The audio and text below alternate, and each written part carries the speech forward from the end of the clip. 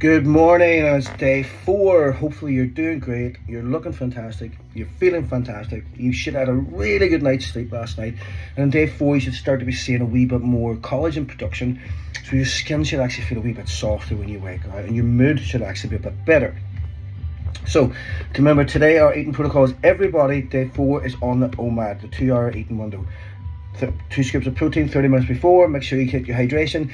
Definitely make sure that we start with that. We're definitely not missing our apple cider vinegar and lemon and stuff like that. We want those fatty acids getting broken down and mobilized for energy. Right, today's talk is a big one. This is one that's the most important for me, right? This is the one, unfortunately the video is going to be a wee bit longer because it just takes a bit more to dive into. This is where everything comes together, right? This is where we understand everything that we want to do. This is where we understand everything that I've been trying to endorse and talk about. If you watch any videos that I ever do on Facebook or on the coaching or whatever, this is basically it, right? This is it, but it's so technical, extensive, that forgive me if I start to run off in tandems a wee bit. I'll try and always come back, but there's so much to this, and it's basically insulin resistance, right? The insulin resistance isn't just a byproduct of menopause, but it is highly amplified by menopause. A lot of people have this anyway, right? So let's break down and let's try and be as simple as possible with this explanation. I'm going to try and really break this down into steps that you can follow, but again, it is so complex. Whenever ladies, you go into menopause and estrogen goes away, it's so complex what happens in your body. Your everything in your body just switches upside down, right? And literally that's the only way I can describe it. Estrogen has such a massive impact on your body of all the health benefits that happen, specifically in your liver, and regulating things and telling things to operate the way they're supposed to operate. Remember, a hormone, for all intents and purposes, is just a signal that's sent from one organ to another. That's all it is. It's just a signal. So it's a signal to tell things to do things. And if that signal's not there, then these things can't operate the way they're supposed to operate. Does that make sense? And this is where everything starts going wrong. Right, so again, look, so I'm going off in tandems, talk too much. Anyway, so insulin resistance. Think about every cell in your body. Every cell in your body requires energy to function. Right, inside the cell, doesn't matter what it is, muscle cell, heart cell, liver cell, kidney cell, brain cell, please remember that. Brain cell, every cell. Inside that cell there's a mitochondria. A mitochondria is think of it as a nuclear energy plant that produces the energy for the cell to use, right? That energy is called ATP, identity triphosphate. It's not important to understand, but just remember ATP is the energy fuel, the energy source of every cell in your body. Every cell uses ATP. Incidentally, every cell in any other living organism anywhere that we know of uses ATP, right? ATP. Really remember that, identity triphosphate, ATP. It's really important. So the cell produces ATP. It produces ATP from either fats or carbohydrates, depending on which one you're using and what energy system we're working on. Energy system, incidentally, meaning aerobic or anaerobic. It's just a type of training, right? So don't worry about that. Again, some of the complicated stuff, unfortunately, I let out, but we'll try and simplify this. So every cell has a mitochondria, and the mitochondria produces energy from the food that you eat, from the calories that you eat. Not protein, but from carbohydrates and fats, okay? Right, so how does that energy get into the cell? So remember that we'll start off with just basic carbohydrates, right? We eat the carbohydrates, and you should be clear on this now after the last few videos. So we eat the carbohydrates break down in the stomach into glucose, and glucose is blood sugars or blood glucose, and that blood sugar level elevates quickly or slowly depending on the digestibility of the food, depending roughly on the amount of carbohydrates is mixed with fiber. Does that make sense? But from a molecular point of view, when that sugar goes into the system, the sugar's in the blood, all right? It's all the same. Right, so the sugar's in the blood. Now what we want to imagine is now there's a way to get the energy into the cell. So here's how I think of it in my head. Imagine your cell as a warehouse, and inside the warehouse is a nuclear reactor, right? And the fuel has to come from that nuclear reactor to work. Like everything, we need fuel for it to work. Think of it as coal in a fire, or logs on a burner, petrol going into the engine. It's fuel for that nuclear reactor to work, and that nuclear reactor is like, think of the way I see it in my head is like Iron Man. Sorry, it's a male analogy, but you know the thing in his chest going, whoa, that's a glowing. We want loads of energy coming on there. So insulin is what gets this energy from outside the warehouse to inside the warehouse. So imagine all that energy gets dumped into a big dump truck, and the big dump truck is called insulin. Insulin backs up into the warehouse. As soon as the lorry comes in, The driver jumps out, hits the automatic open that door, and the big roller shutter comes up. The roller shutter comes up, the dump truck lifts up and dumps all the fuel into that cell, so the nuclear reactor has loads of energy to burn. Does that make sense? It's simple as that. Once the dump truck's empty, insulin goes into the liver and out, and you get rid of it. Happy days. Right, the energy goes into the cell. Now, incidentally, when we talked about this already, imagine 2 or 3 dump trucks come and that cell's now full, the warehouse is full of energy, there's no room left in the end, right, the cell's full, insulin will go, oh, try to open the door won't open because the cell's full, right? Now, please remember this operating system between the driver hitting the button, the roller button, outside the warehouse, right, and getting the energy inside. Now, inside the warehouse, there's a wee boy sitting in the office. He's reading his book. Right? He's just reading away. Right? He's looking after the place. His name's called Glut4. Right? Glut4. Glut as in glucose. Right? Glucose. Literally, he's a wee glucose boy. He likes the glucose coming. He's called Glut4. So he's sitting there. Now, he doesn't really have much to do at the minute because he's just sitting in that. The lorries are backing up. They're hitting the button and they're loading up. Right? Now, when the warehouse is full, he'll hit a wee button inside, we're full, don't open that door anymore. So the lorries back up, hit the doorbell, he hears the doorbell and goes, no, listen boys, hey, full. The lorries then go, right, okay, they're not letting us in here, that door's not opening. They don't really know Glut4 and they can't really talk to him, but they just know, oh, the roller door didn't open, the cell must be full of energy, right? So we're going to drive off and we're going to dump this into the liver. So they dump their dump then into the liver. And the liver goes, holy shit, there's a pile of energy there. What am I going to do with that? I'll store that as fat. She can get that later, right? But obviously the cells are full. She'll go and she'll burn some energy, and if she needs it, I'll give her some of this here, like we talked about from the glucagon insulin response, remember? Right, good. So we understand that process. Now, one of the regulators, somebody comes and there's a overseer of the factory, he's joking on the Glut4, how are you getting on? You alright? All good? Right, he goes on the liver, how's everything operating here, everything all good, we tick box, everything's working fine, happy days. That's estrogen, right? That's the job of estrogen, to come in and make sure everybody's doing the job, everything's working, he cleans up everything, how's that button outside working, the button's working pretty good, right, Glut4, how are you, everything all good, everything happening right, roller door, he tests the roller door, roller shutter's working perfect, outside, the automatic button working great, bang on, everything's going great folks. Happy days, estrogen, we have a happy woman here, everything's going really well. Right, now, let's imagine a scenario where the estrogen is still doing the job it's supposed to do. Remember, if you're in perimenopause and menopause, that rule's not even there. But let's say the rule is there, so we can run a reverse engineer to say why some of you struggle to lose weight or have medical issues or really bad issues, inflammatory issues, before you even went down to perimenopause. Right.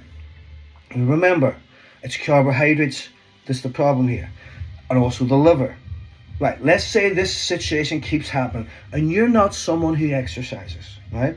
So that means that your nuclear reactor, it's not really ramping up in full blast. If you're exercising and you're really active, that nuclear reactor is working at 100% capacity. So all the energy that's coming in is literally getting burnt as it's coming in. There's a turnover, a constant turnover of energy. Does that make sense? So literally as soon as the lorry dumps the fuel in, it's literally in a conveyor belt getting pushed into that, because it's getting used, because you're constantly using that power. Happy days, all right? So your mitochondria is working at 100% efficiency. The energy coming in is getting burnt. The wee Glut4, he's sitting right there, happy days, everything's working sweet on here. Estrogen coming by, going, oh look, fuck, everything's great, this operation is fantastic, it's the best job in the world. Right, but you're someone now who doesn't exercise and you sit around a lot. The nuclear reactor's not burning much fuel. The conveyor belt slows down. In fact, sometimes it stops. And the warehouse is full constantly full. So these guys are backing up and they're constantly getting sent to the liver. Liver, you need to process this stuff because we're full. And the wee Glut4 boys, he's looking around going, Jesus, lazy bastards, not even looking moving anymore. We're hardly using any energy. We're getting backed up here. In fact, the generator's starting to dim down. It's only working at about 40% capacity here because it doesn't require any energy because it's not using it. We're not moving. We're not doing anything. Right? Get up and get at it, you lazy arse, so we can start using up some of this fuel and get that nuclear reactor working at 100% capacity, because it's only about 40 or 50. Now remember, inside that factory, there's lights. Inside that factory, there's everything that factory does, and it uses the energy they do that. Because four's looking around, you're going, geez, the lights are flickering on here, the cell's not even, the factory's not even working that well. Geez, this person needs to get a move on and start doing something. All that backs up. Now, what happens in the liver starts to convert this into, like I said, fats. Also a fat called triglycerides. If you ever get your blood work done with a doctor, you'll see your cholesterol and your triglycerides. Well, triglycerides is fat floating around the bloodstream. Big balls of fat just floating about, right? Cholesterol, incidentally, is a fat that's wrapped in a protein. Cholesterol's not actually dangerous, right? Triglycerides are. So whenever you go into menopause, again, we're going off the tandem here, but this is important. You go into perimenopause and your ratio shifts because, remember, estrogen has a very important role in keeping things working the way they're supposed to work. When estrogen goes away, everything goes upside down. Your HDL and LDL cholesterol goes upside down because estrogen's not there for regulation, not because it's anything alternately bad with your diet. Your diet may not have changed and the ratio will, but you will see triglyceride count coming up. That means there's insulin resistance going on. All right, so the liver's releasing a lot of triglycerides into the blood, and the blood's floating around. And what happens then, because there's a lot of fat floating around, fat starts to stick to the outside of the factory, big globs of it, and they block the sensor for when the lines back up, right? So that's insulin resistance, not because estrogen's not doing its job. Estrogen's still coming around going, everything looks all right in here, everything looks all right in the liver, there's too much energy, you're producing triglycerides, they work away, that's your job. You know, it's a bit higher than normal, but that's not my job to look after that. My job is to make sure everything inside here is working all right. So outside, there's that much fat and gunk stuck around the factory because all the sugar that you're eating, you're not using, so that's getting converted into triglycerides. So remember, carbohydrates and fat are just fuel, specifically carbohydrates. And if you're eating that refined sugar and sodas and juices, you're shooting that up quick and you're bringing you're bringing so much energy to the cell. It's not getting into the cell because you're not using it, or there's more coming in than what can even be used. Oh, the liver, or the lines then take everything to the liver, and the liver's dumping out triglycerides, going, fuck, I need to process all this sugar. I'm going to dump. Incidentally, at this point, alcohol, as soon as alcohol hits the liver, he's going to see that alcohol, triglycerides, bang, double whammy. So now the factory wall is covered in this gunk. So even if the cell does need energy, let's say you've depleted the stores slowly and surely, GLUT4 is going, Jesus, we need to get some lines in here quick because we're running out of fuel. The lines are backing up. The automatic door's not lifting because it's covered in fat, the sensor's broke. But the lorry men are thinking, well, Jesus, there's still energy in there, that energy's full, because they don't know what lorries have been there before. And they just dump it in the liver, which dumps out more triglycerides, which wraps more fatty gunk around the cells, which means more lorries are getting left away, back into the liver, and you see how this goes on and on. Now, what do you think of when we talk about cells?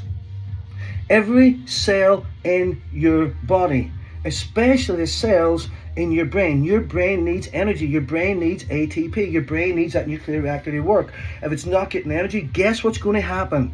Alzheimer's, right? Alzheimer's and all these brain degenerative diseases, that's where they come from. That's where they start. They're actually calling Alzheimer's and dementia type 3 diabetes because it's a sugar issue, it's an energy issue with the brain because of insulin resistance. Does that make sense? Right, now we have that's estrogen still doing the job here, right? Now, let's say you didn't have this issue. You were healthy enough, right? Your diet was good, you maybe did a wee bit of exercise. This time now, estrogen's gone. Hey, retirement, boys, listen, look after yourselves. I'm out of here. I'm going to live in the sunshine for the rest of my life. I'm gone. So GLUT4 is sitting in the factory. The factory's getting a wee bit run down. Everything's getting a bit dirty. There's a wee bit of gunk outside, but normally estrogen would come and brush that off. Right? The last time there was so much gunk, estrogen couldn't even manage it. But again, hey, I'm still doing my job, still getting paid. I'm alright. Now estrogen's not there cleaning stuff up, right? It's not there making sure the sensors are working. Just gone. This process now happens because of estrogen being away, not because your diet was particularly bad, but it's the exact same process. Now imagine you have estrogen going away and your diet is bad. Can you imagine the process that's happening then? So the cell's not getting any energy. So let's talk about, we talk about dementia, we talked about Alzheimer's, we talk about energy in the brain. Let's talk about the cell now. The cell now can no longer function properly. Now remember, we're talking about every cell in your body: heart cell, liver cell, kidney cell, skin cell. Skin cell, you age quick, right? Because the cells in your skin aren't working, they rejuvenate themselves and fix themselves. Even if there's a wee bit of autophagy going on, there's not enough, right? See how everything's starting to come together here? So the energy and the lights starting to dim down. The nuclear reactors starting to go down. In fact, some of them actually start going out. The other problem we have then, right? Jesus, could it get any worse? All those triglycerides, right? Remember we talked about insulin being elevated. All the lies are floating about, right? Cortisol's been elevated, right? When cortisol's elevated and insulin's elevated, we have another hormone called lipoprotein lipase, LPL. Just think about LPL. It's going, hang on a minute here. That tries to take over as a new director. Estrogen's gone, see yous, I need you to store round the we're going to store you as visceral fat, right? Because I can't store this on the outside anymore. There's too much of it here. I can't store it as this type of fat. And also estrogen's not even here to tell us where to put the fat anymore. Normally estrogen would have said, boys, there's a lot of lies, and you see that excess fat, go and store it in the boobs and store it in the bum, right? And there's big deposits there, leave it all there, we'll be happy days. It's not the end of the world, you know, we don't like it, it's a bit unsightly, but it's energy she'll get later. Now that the body's going, estrogen's not there to put it in the right place, LPL's going, fuck, there's so much shit about here. Stick it in there quick. For God's sake, there's loads of room around those organs. Then we get non-alcoholic fatty liver. I've had about 5 people in the last 6 months, 5 ladies tell me that the doctors told them they've got non-alcoholic fatty liver. Now, it's called that. It doesn't mean it's not caused by, remember we said about the alcohol producing the triglycerides. It's not like an alcoholic having it just because of the alcohol consumption. This is literally because of the insulin resistance, right? And the accumulation of visceral fat around the organs, specifically around the liver, and it starts to compress the liver. Remember, the liver gets rid of toxins through its skin. Now it's wrapping fat, so all those toxins and all that shit and all that gunk starts to stay inside. Liver starts to swell up with a lot of rubbish and gunk. Remember, that's your sewage plant. That's where all the goo comes in, all the shit comes in, they get processed and all your waste products taken out. Your urethra and all that kind of stuff gets happened from there. So all that uric acid gets built up, all toxins get built up, and that's not fucking good, right? That's now we're getting on these really serious shit. And all this is stemming from basically insulin resistance. Right, does that make sense?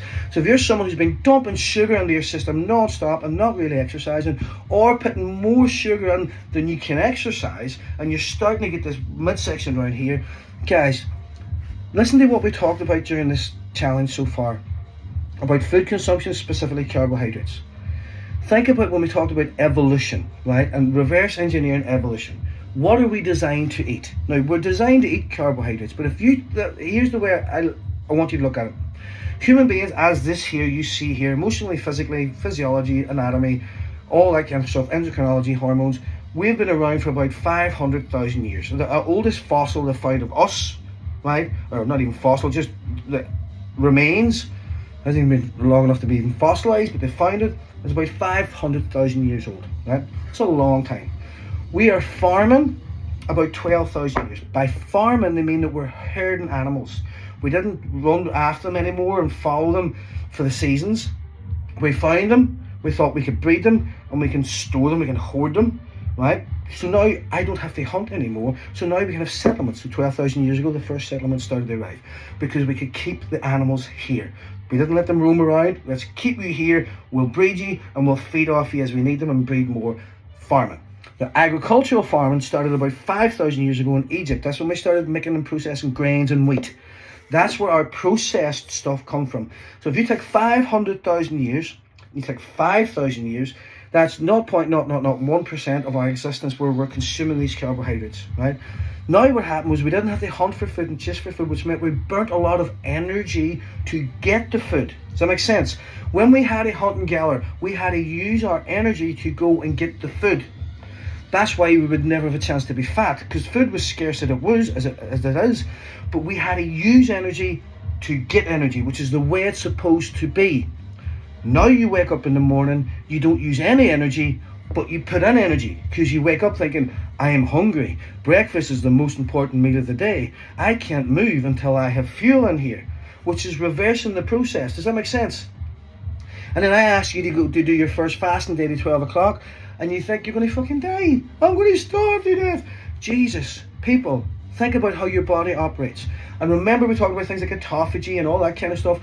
That's how your body's supposed to work, right? And the carbohydrates that we did eat, if you think about evolution, right, would have been more than anything root vegetables, potatoes, carrots, maybe fruit and vegetables. But they were seasonal.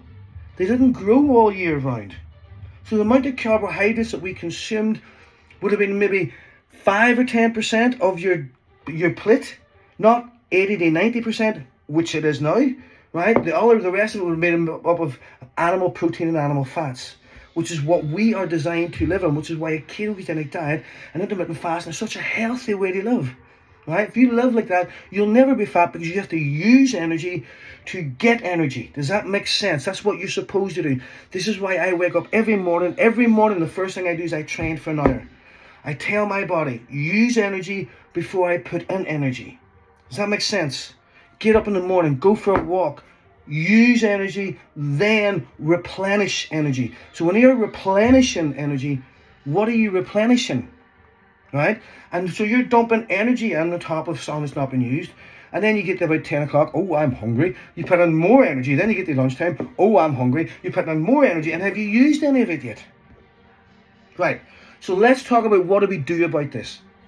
One, intermittent fasting is a great tool. Why? Because we go a long time without food. What happens when we go a long time without food? Or we do resistance training. Resistance training, basically, what I want you to think about, see your muscles. Your muscles are a sink, a dump for all that energy. If you're using your muscles constantly, like I said about that energy getting into the cell, the lorry backs up, hits the wee sensor, lifts up straight away, the lorry dumps on the fuel, the conveyor belt's working pretty quick, the nuclear reactor's firing up at 100%, cellular function's doing really well, energy production is amazing, the lorries then literally, they're empty every time they come to the cell, put all that fuel on there because it's been used straight away, they just head off home. Like they head off back to the lover. Just, we can, bye, that's us for the day, knocked off early, happy days, right? Now, how does this work? So, see the GLUT4 boy, right? GLUT4, he's sitting in the factory and he's looking around going, like I told you, the last time we spoke to him, he's looking around going, the place is full of fuel, but the lights are flickering and the generator's not even working here. We're not using anything, we're not using any energy for us to require energy. So the storeroom's fully, the storeroom's empty. The nuclear reactor's not firing full throttle because this person's not moving. So just doing a bit of resistance training. Now resistance training, not walking. Walking hasn't got the same process in that nuclear reactor and ATP production, right? It just doesn't. So let's say the nuclear reactor's fired up, boom, 100% capacity. The warehouse is empty, right? GLUT4, he goes, fuck, we are in energy demand here. He runs up, hits the automatic button for the door to open itself from inside. So GLUT4 now opens the door rather than insulin, the lorry's backing up to open the door. He opens it, goes, is there any energy out there? Go and let something in.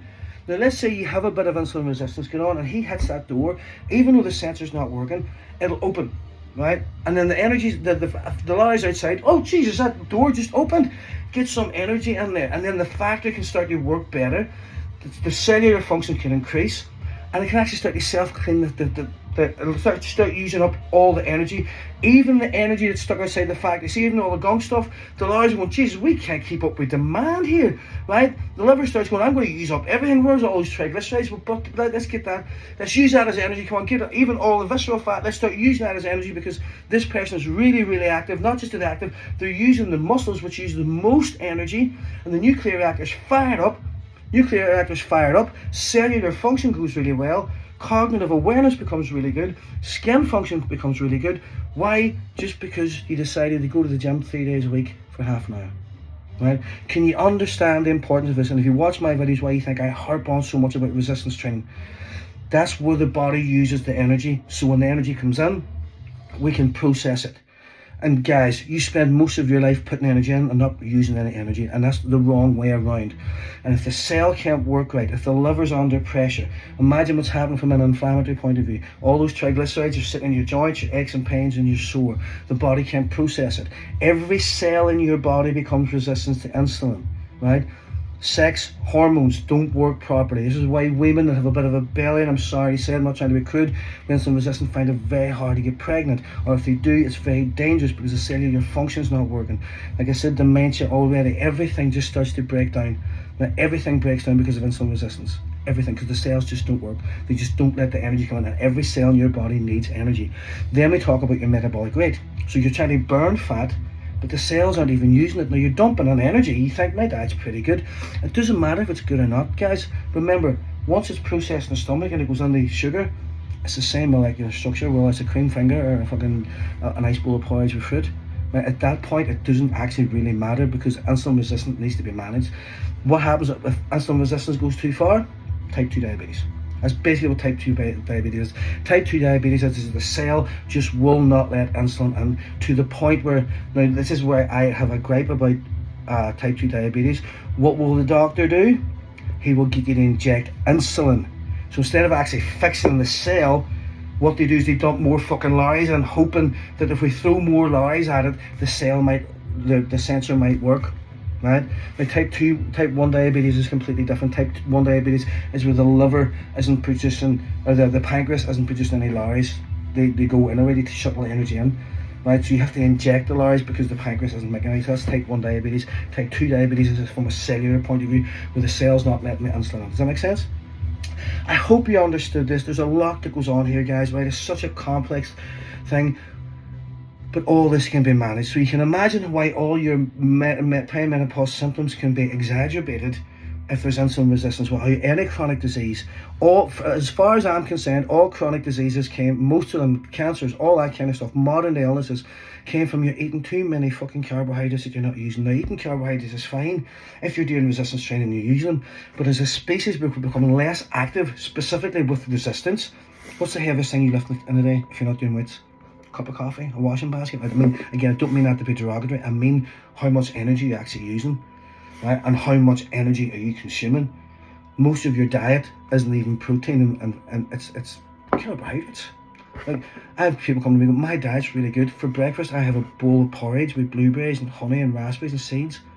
There's no protein. Are you lifting weights? No. So what are you doing with the fuel? Where's the fuel going to go? It's not being used. It's simple fuel at the end of the day, guys. Calories is just fuel. So think about that. Fasting's very good because it stops more fuel coming in, so the cell can get a chance to ramp up. But imagine you're fasting and you're doing resistance training. Whoa, we are a fat burner machine. We're an energy production machine. Metabolism goes through the roof. Energy production goes through the roof. That's how we burn fat. Not by restricting calories, especially if you're insulin resistant and you're restricting calories, then there's definitely no energy getting in the cell. Think about it.